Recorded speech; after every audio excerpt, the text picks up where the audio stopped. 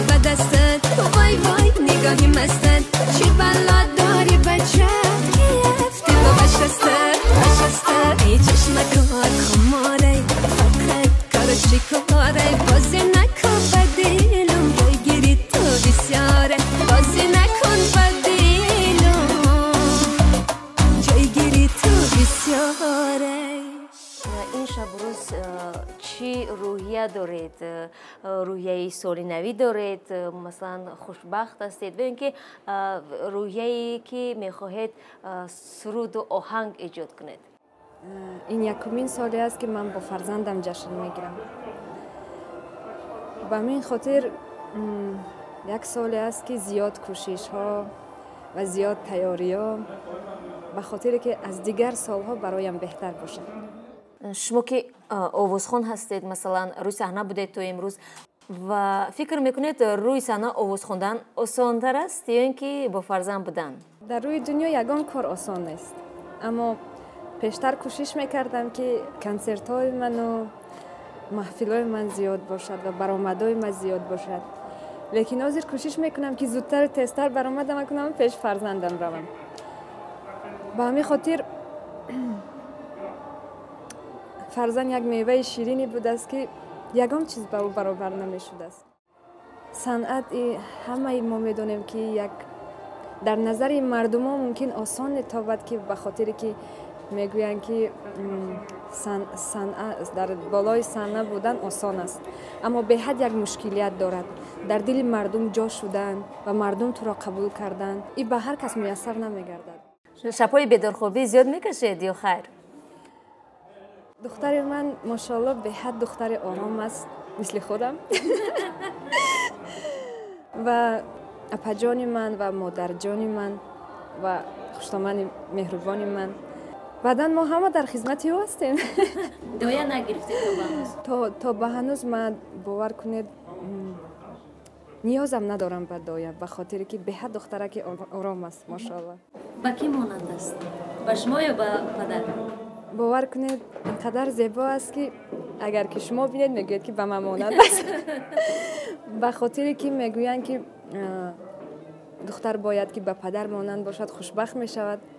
هرچند که میبینم که به من مانند است، اما به خاطر خوشبختیش میگویم به پدرش مانند است.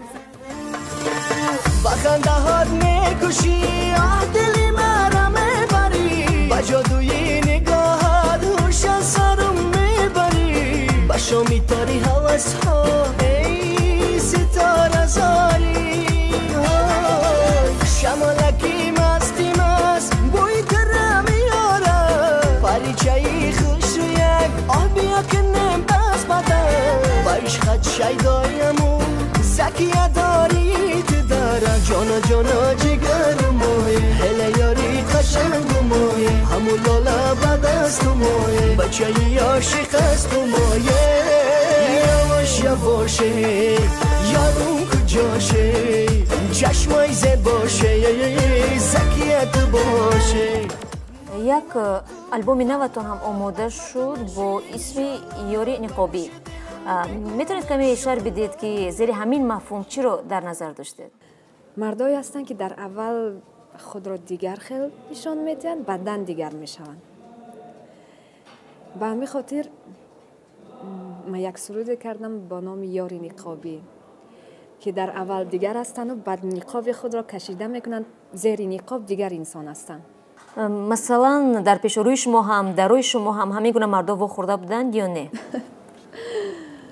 ممکن من از روی زیاد خودم را تعریف نکنم، از روی خوبی خودم باشد یا که از روی چی باشد که به حد کم واخوردم با این خیلی مردایی که خود دیگریشان میتونن که اصلا دیگر هستم، اما واخوردم. یاری نقابی هرگز نبخشم، دست منو دامانت، عشقت دو روزه یادت بخیر باد، خانه آباد کردی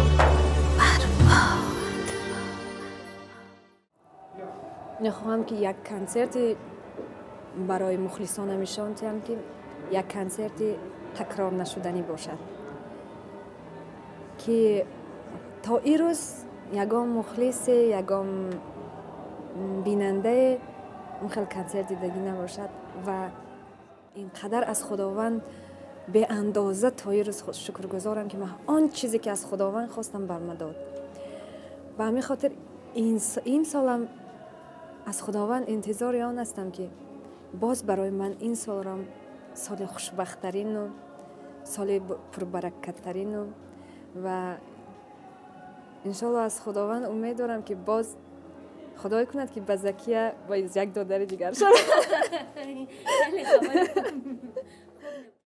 در سال نو چی تحفه گرفتن میخواهید؟ از نزدیکانتان شاید؟ از شوهر شاید؟ چخیل گوید من تحفه ساده رو نقض نمیبینم. قیمت باشه. تحفه ساده رو نقض نمیبینم، اما تحفه باشد که زیاد قیمت باشد و اما مهر نداشته باشد او را قبول نمیکنم.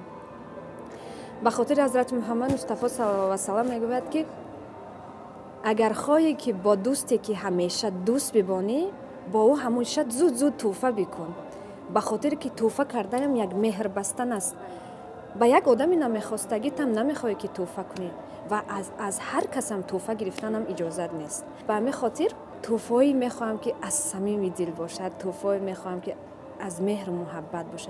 بعد من در روی دنیا از همه چیزی نقض میدیدگیم این مهر و محبت است و در زندگی همیشه از شوهرم و به خاطر آن که این خصلت برای ما مادرم داده است، از شوهرم فقط خواهش میکنم که تو برای من تنگه و طلا نکن، تو برای من چیزی نکن، اما عشق خود را پاک بدم و همیشه مهر محبت خود را برای من نشان ده. این برای من کافی است.